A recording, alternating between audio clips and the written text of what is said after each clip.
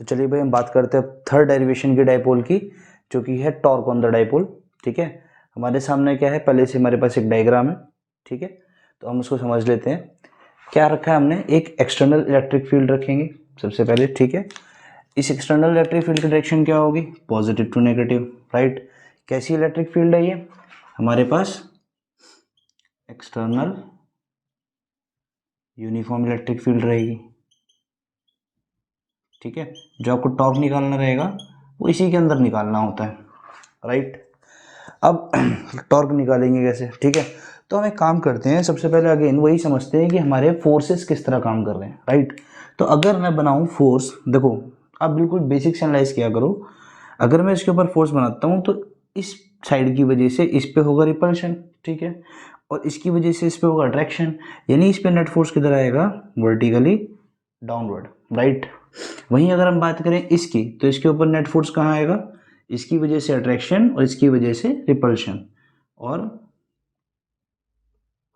ये क्या हो जाएगा हमारा, वर्टिकली अपवर्ड। ठीक है, अब अगर हम बात करें मैग्नीट्यूड की, तो मैग्नीट्यूड कितना होगा, हमें पता है कि हमारा जो फोर्स है, फोर्स हम कैसे निकाल सकते हैं,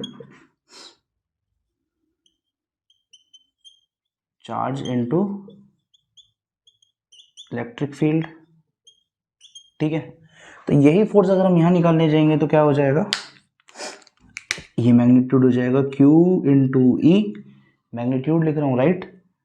डायरेक्शन हमने पहले ही मार्क कर ली, और ये भी कितना हो जाएगा, Q इंटू ई, राइट।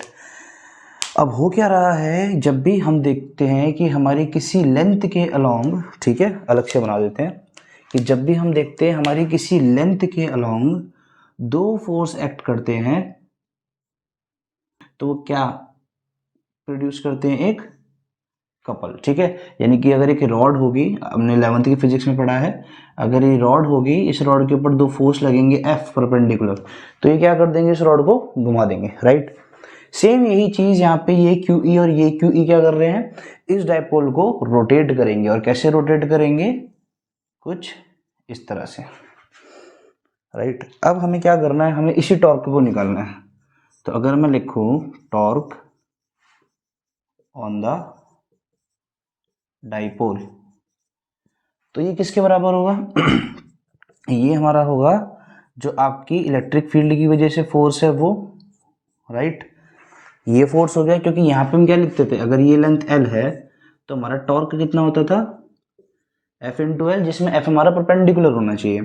ठीक उसी तरह से ये कितना हो जाएगा, QE, और QE के साथ मल्टीप्लाई हम किसका करेंगे, परपेंडिकुलर डिस्टेंस बिटवीन फोर्सेस, है ना। अब कहानी यही है कि मैं परपेंडिकुलर जो फोर्सेस हैं या जो डिस्टेंस है, परपेंडिकुलर डिस्टेंस कैसे निकालेंगे। तो देखो आप लोग क्या करोगे, जो आपका QE फोर्स है, सबसे पहले इसकी लाइन ऑफ एक्शन बनाओ, राइट। थोड़ा सा सही कर लेते हैं,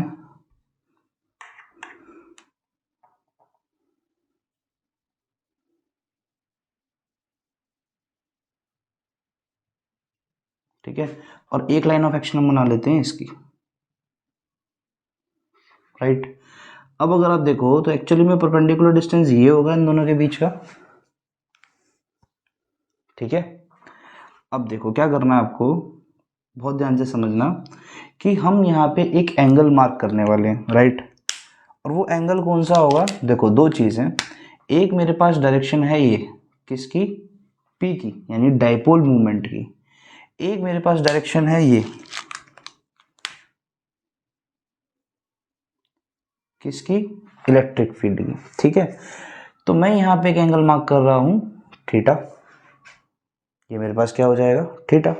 तो हमेशा आपको एक चीज ध्यान रखनी है कि जो आपका ये एंगल होता है थीटा, ठीक है, थीटा, ये एंगल होगा किसका, angle between P vector and E vector. ठीक है, और एंगल आपने वेक्टर में भी पढ़ा है, हमेशा जाती हुई डायरेक्शन के बीच में होते हैं वेक्टर्स के। ठीक है, यानी कि अगर आप ऐसी कोई कंडीशन देख रहे हो, जैसे यहाँ अगर मैं बना लूँ कि this one is P and this one is E,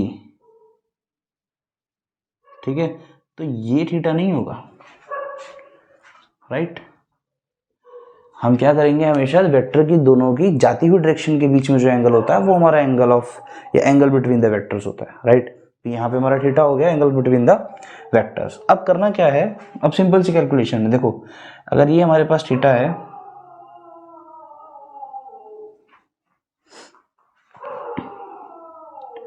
तो ये कितना हो जाएगा, देखो ये ए है, राइट, ये ए है। अब इस ट्रायंगल को ध्यान से देखना जरा, ये वाला पार्ट, ठीक। इस पार्ट को अगर मैं यहां बनाता हूं,